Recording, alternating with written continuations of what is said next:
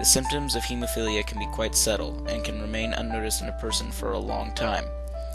The main symptoms of hemophilia are excessive bleeding, even on small wounds, and bruising, even on soft impacts. In some extreme cases of hemophilia, people have been known to spontaneously bleed. All these symptoms are caused by a deficiency of plasma in the blood, which makes it nearly impossible for blood to clot at a wound.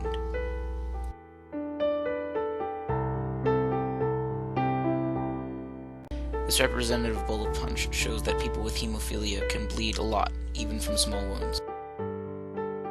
Hemophilia is a recessive sex-linked to the X disorder. Hemophilia is inherited from your parents' chromosomes. Since hemophilia is a recessive sex-linked trait, it takes women 2 hemophilic genes to get hemophilia, while it takes men only 1. There are 3 types of hemophilia, A, B, and C. The only differences between the 3 is that they are all caused by deficiencies in different clotting factors, and also C is slightly more mild than the rest.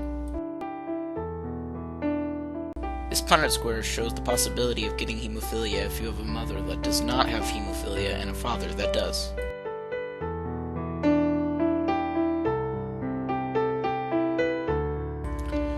The most common treatment for hemophilia is factor replacement. Factor replacement is the adding of the clotting factor that you are missing due to your hemophilia to your bloodstream with a syringe injection. Patients with more minor hemophilia take doses whenever it is needed. Patients with more serious hemophilia take doses regularly. Each does cost about $1,700, which makes hemophilia treatment very expensive. This picture shows a syringe, as people with hemophilia would have to use a syringe a lot to get their doses. Hemophilia is not a common disease. The most common type, type A, is only present in about 1 out of every 5,000 people. Hemophilia B is present in about 1 out of every 30,000 people. Hemophilia C is present in about 1 out of every 100,000 people. As I mentioned earlier, hemophilia is much more common in men due to the fact that it is a recessive X-linked disorder. This chart shows the amount of women receiving treatment at hemophilia treatment centers over the years. Research on hemophilia is mainly directed toward making factor replacement more efficient and therefore cost less. So far, improvements on factor replacement have not been very successful. One of the ways that scientists are trying to improve factor replacement is to increase the endurance of the factor that is injected, as this would make injections far more cost-effective. One way that was thought of to increase endurance was to create a device that can inject the factor right when it is needed and with the perfect amount, but there have been no advances in that direction.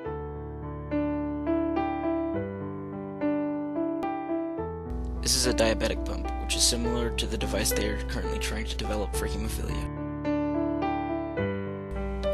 Alexei Romanov was the son of Nicholas II and arguably the most famous person that had hemophilia in history. Alexei Romanov was killed in the Ipatiev house by Russian revolutionaries on July 17, 1917. He was born on August 2, 1904 in Peterhof Palace. He was to be the Tsar of Russia after his father, and likely would have been had he not been murdered. This is why he is so historically significant. This is a picture of 12-year-old Lance Corporal Alexei Romanov. Man, that has got to be some kind of record for Lance Corporal in the Russian army.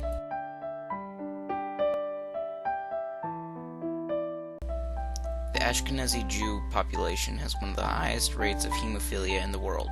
About 8% of their population has hemophilia. Even small cuts and bruises have proven to be deadly to people with hemophilia that do not receive medical attention. Losing 40% of your blood is fatal under normal circumstances. This is obviously a picture of Albert Einstein.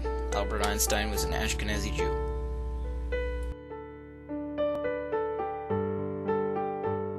So thank you so much for watching my video.